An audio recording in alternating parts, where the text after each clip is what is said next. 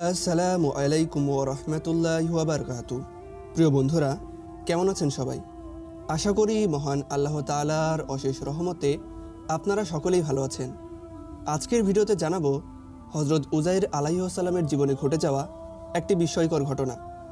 আপনি জানলে অবাক হবেন, তিনি 100 বছর মৃত অবস্থায় থাকার পরও আল্লাহর হুকুমে আবার জীবিত হয়েছিলেন। তাই অনুরোধ জানাচ্ছি, হযরত উযাইর আলাইহিস সালামের জীবনের সেই বিস্ময়কর ঘটনাটি জানতে ভিডিওটি না টেনে শেষ পর্যন্ত দেখুন। হযরত উযাইর আলাইহিস সালামের পিতা এবং বংশধরদের নাম সম্বন্ধে ঐতিহাসিকদের মধ্যে মতভেদ পাওয়া যায়, কিন্তু সকলে একথায় একমত যে তিনি হযরত হারুন ইবনে ইমরান আলাইহিস সালামের বংশধর। ইসহাক ইবনে বিশর হযরত ইবনে আব্বাস রাদিয়াল্লাহু তাআলা আনহু বর্ণনা করেন, বুখতে নসর যাদেরকে বন্দী করে নিয়েছিল তাদের মধ্যে উযাইর আলাইহিস সালামও ছিলেন। তিনি ছিলেন একজন কিশোর।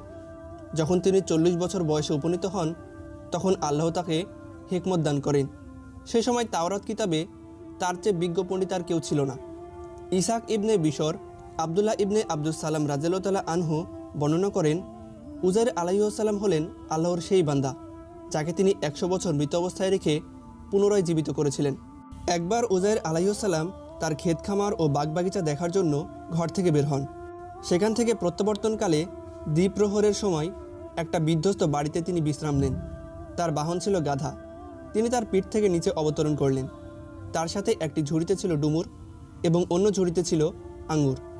খাওয়ার উদ্দেশ্যে তিনি একটি পেয়ালার আঙুর নিংড়ে রস বের করেন এবং শুকনো রুটি তাতে ভিজিয়ে রাখেন। রুটি উক্ত রসে ভালোরূপে ভিজে গেলে খাবেন। এই সময়ের মধ্যে বিশ্রামের উদ্দেশ্যে কিছু সময়ের জন্য শুয়ে পড়েন এবং পা দুখানা দেওয়ালের সাথে লাগিয়ে দেন।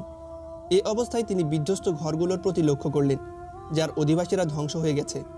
তিনি অনেকগুলো পুরাতন হাড় দেখতে পেয়ে মনে মনে ভাবলেন, মৃত্যুর পর আল্লাহ কীরূপে এগুলোকে জীবিত করবেন। আল্লাহ যে জীবিত করবেন এতে তার আদৌ কোনো সন্দেহ ছিল না। এই কথাটি তিনি কেবল অবাক বিস্ময়ের সাথে ভেবেছিলেন।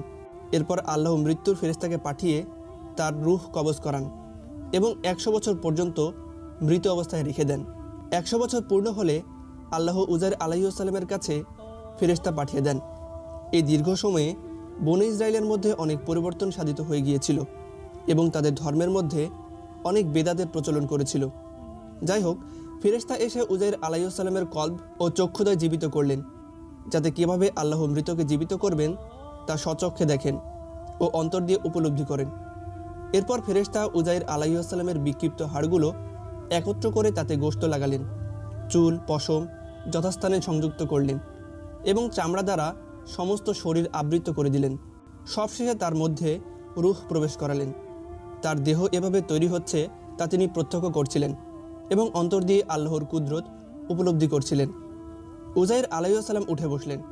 ফেরেশতা জিজ্ঞেস করলেন, আপনি এ অবস্থায় কতদিন অবস্থান করেছিলেন? তিনি বললেন, একদিন অথবা একদিনেরও কিছু কম। এরকম বলার কারণ হলো তিনি দ্বিপ্রহরের দিনের প্রথম ভাগে শুয়েছিলেন এবং সূর্যাস্তের পূর্বে উঠেছিলেন। তাই বললেন, দিনের কিছু অংশ, পূর্ণ দিন নয়। ফেরেশতা জানালেন, না, বরং আপনি 100 বছর এভাবে অবস্থান করেছেন। আপনার খাদ্য সামগ্রী ও পানীয় বস্তুর প্রতি লক্ষ্য করুন। এখানে খাদ্য বলতে তার শুকনো রুটি এবং পানীয় বলতে পেয়ালার মধ্যে আঙুর নিংড়ানো রস বোঝানো হয়েছে। দেখা গেল এ দুটির একটিও নষ্ট হয়নি। রুটি শুকনো আছে এবং রস অবিকৃত অবস্থায় রয়েছে। রুটি ও রসের মতো তার আঙুর এবং ডুমুরও টাটকা রয়েছে, এর কিছুই নষ্ট হয়নি। উযাইর আলাইহিস সালাম ফেরেশতার মুখে 100 বছর অবস্থানের কথা শুনে এবং খাদ্যদ্রব্য অবিকৃত দেখে দ্বিধাদ্বন্দ্বের মধ্যে পড়ে যান। যেন ফেরেশতার কথা তিনি মেনে নিতেই পারছিলেন না। তাই ফেরেশতা তাকে বললেন, আপনি আমার কথায় সন্দেহ করছেন?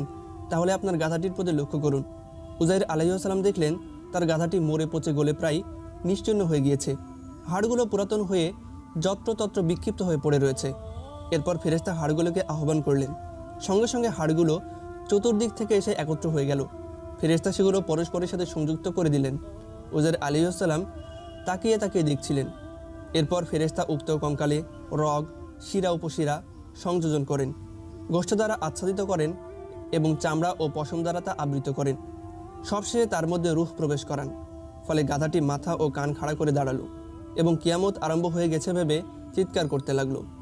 এ সম্পর্কে আল্লাহ তাআলা বলেন, এবং তোমার গাধাটির প্রতি লক্ষ্য করো, কারণ তোমাকে মানবজাতির জন্যে নিদর্শন স্বরূপ করব। আর অস্থিগুলির প্রতি লক্ষ্য করো, কিভাবে সেগুলিকে সংযোজিত করি এবং গোশত দ্বারা ঢেকে দেই। অর্থাৎ তোমরা গাধার বিক্ষিপ্ত হাড়গুলোর প্রতি লক্ষ্য করো, কিভাবে সেগুলোকে গ্রন্থিতে গ্রন্থিতে সংযোজন করা হয়। যখন গোশতবিহীন হাড়ের কঙ্কাল তৈরি হলো, তখন বলা হয়, এবার লক্ষ্য করো কিভাবে আমি এই কঙ্কালকে গোশত দ্বারা আচ্ছাদিত করি। যখন তার নিকট এই বিষয়টি সুস্পষ্ট হয়ে গেল, তখন তিনি বলে উঠলেন, আমি জানি আল্লাহ সর্ববিষয়ে সর্বশক্তিমান, মৃতকে জীবিত করা সহ যে কোনো কাজ করতে তিনি সম্পূর্ণ সক্ষম।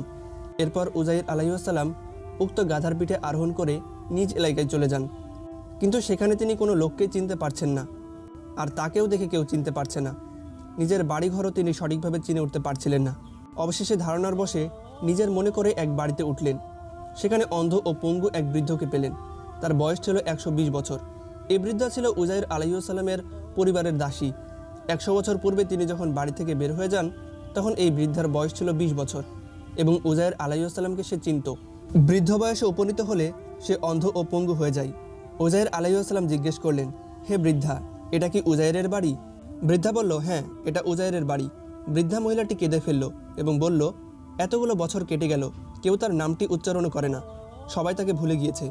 উজাইর আলাইহিসসালাম নিজের পরিচয় দিয়ে বললেন, আমি সেই উজাইর। আল্লাহ আমাকে 100 বছর মৃত অবস্থায় রেখে পুনরায় জীবিত করেছেন। বৃদ্ধা বলল, কি আশ্চর্য, আমরাও তো তাকে 100 বছর পর্যন্ত পাচ্ছি না, সবাই তার নাম ভুলে গিয়েছে, কেউ তাকে স্মরণ করে না। তিনি বললেন, আমি সেই উজাইর। বৃদ্ধা বলল, আপনি যদি সত্যি উজাইর হন, তাহলে উজাইরের দোয়া আল্লাহ কবুল করতেন। কোনো রোগী বা বিপদগ্রস্তের জন্য দোয়া করলে আল্লাহ তাকে নিরাময় করতেন এবং বিপদ থেকে মুক্তি দিতেন। সুতরাং আপনি আমার জন্য দোয়া করুন। আল্লাহ আমার দৃষ্টিশক্তি ফিরে দিলে আপনাকে দেখব এবং আপনি উজাইর আলাইহিসসালাম হলে আমি অবশ্যই চিনব। তখন উজাইর আলাইহিসসালাম দোয়া করলেন এবং বৃদ্ধার চোখ হাত বুলিয়ে দিলেন। এতে তার অন্ধত্ব দূর হয়ে গেল। তারপর তিনি বৃদ্ধার হাত ধরে বললেন, আল্লাহর হুকুমে তুমি উঠে দাঁড়াও। সাথে সাথে তার পঙ্গুত্ব বিদূরিত হলো। সে সুস্থ লোকের মতো উঠে দাঁড়ালো। মনে হলো সে বন্ধন থেকে মুক্তি লাভ করেছে। তারপর উজাইর আলাইহিসসালামের দিকে তাকিয়ে দেখে বলে উঠল, আমি সাক্ষ্য দিচ্ছি আপনি উজাইর। এরপর ওই বৃদ্ধা বনি ইসরাইলের মহল্লায় চলে গেল। সেখানে গিয়ে দেখল তারা এক আসরে জমায়েত হয়েছে। সে আসরে উজাইর আলাইহিসসালামের এক বৃদ্ধ পুত্র উপস্থিত ছিল, বয়স 118 বছর। শুধু তাই নয়, প্রপুত্ররাও সেখানে উপস্থিত ছিল, তারাও আজ বৃদ্ধ। বৃদ্ধা মহিলা এক পার্শ্বে দাঁড়িয়ে মজলিসের লোকদেরকে ডেকে বলল, উজাইর আলাইহিসসালাম তোমাদের মাঝে আবার ফিরে এসেছেন। কিন্তু বৃদ্ধার এই কথা তারা হেসে উড়িয়ে দিল। তারা বলল, তুমি মিথ্যুক। বৃদ্ধা নিজের পরিচয় দিয়ে বলল, আমি অমুক, তোমাদের বাড়ির দাসী।